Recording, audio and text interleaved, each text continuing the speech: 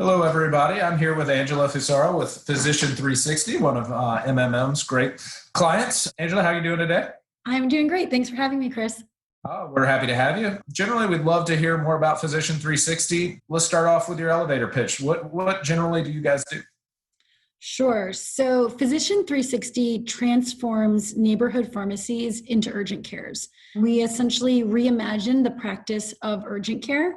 And similar to the simplicity of the home pregnancy test, we envisioned a world where you could walk into your neighborhood pharmacy, purchase a test kit, take that test, interact with a Physician 360 doctor on your smartphone, and then be walking out of that same pharmacy with a treatment prescription less than 30 minutes later for typically less than $50 for something like flu or urinary tract infection. That's great. And how did you come up with the business model?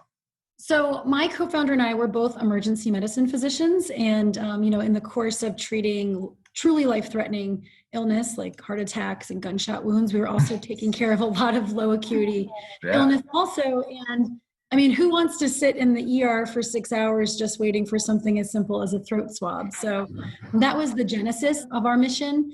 And when we looked at what was available, as far as alternative places to receive care, each of them had a deficiency. There was no model, there was no place where you could go and receive convenient, cost-effective, but still diagnostically accurate care. And so we wanted to create something that was truly a substitute for the traditional medical appointment. That's great. Well, tell us a little bit about the revenue model and how you guys make money. Sure. So we are a B2B2C company. While we do sell direct to consumer, a lot of our sales come through pharmacy partnerships. So we partner with neighborhood pharmacies, and patients are able to, again, walk into those pharmacies and purchase either consultations for illnesses or a test kit and a consultation. That's great. How is your solution unique and better than alternatives from competitors? And what are you seeing with competitors out there in the market today? It's funny because a couple of years ago, when we first started, the conversation was all about, well, what's so amazing about telemedicine? And it was a lot about explaining that just being a telemedicine and remote diagnostics company, that was different enough. Now everybody sees telemedicine as, the new normal. It's become the foundation of how we're going to practice care going forward. And because of that, it's become so much more important that we talk about how we're different than other telemedicine companies. And there's a couple of ways that we're distinctly different. And obviously I'm biased, but I believe better. One of them has to do, as I alluded to earlier, with that partnership with the pharmacy. And so I didn't know this until I embarked on this journey, but there's a neighborhood pharmacy within a few miles of 90+% of Americans. And so when we talk about being able to give access to emergent care or urgent care, we're able to do that by leveraging their footprint. And so there are no other companies out there that are really trying to deliver urgent care in that footprint. And so we're able to get in front of the patient at the point where they really would need our services most, which from a business perspective helps obviously keep down cost of acquisition and increase conversion. But from the patient's perspective, it's really valuable as far as reaching communities that are sometimes too remote to get to care. So that's one of the biggest differences is that model of where we deliver the care. And again, I think one of the other biggest differences is that there are other telemedicine companies out there, and there are other companies that focus on direct to consumer lab testing, but there are really none that pair the two together to give the patient a truly comprehensive virtual experience. That was part of our mission, is deliver to the patient a care experience that is comparable to what they would have had if they went to a traditional inpatient visit, which nowadays obviously is no longer desirable. All right. So obviously being in telemedicine, it's an interesting time with coronavirus and everything that's going on there. Can you speak a little bit to how that has affected your business recently in the last 6 months or so? Sure. Yeah, I think at the highest level, coronavirus really accelerated that cultural revolution that I alluded to earlier. So whereas before telemedicine was something that was optional or fringe to most, health care experiences, now it's really being called on as the foundation of how medicine will be practiced going forward. For us specifically, we had like two real pushes from COVID-19. One was specifically related to the virus and the other was more general.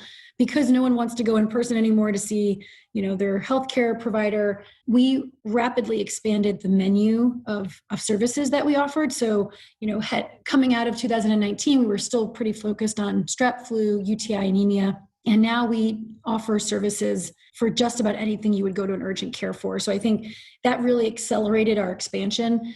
And then specifically as it relates to COVID-19, we wanted to be able to play a meaningful role in the pandemic. We are experts at testing and treating for time-sensitive conditions. So we were able to parlay that expertise and that infrastructure into playing a role in the pandemic. And so rolled out some testing programs with our pharmacy partners.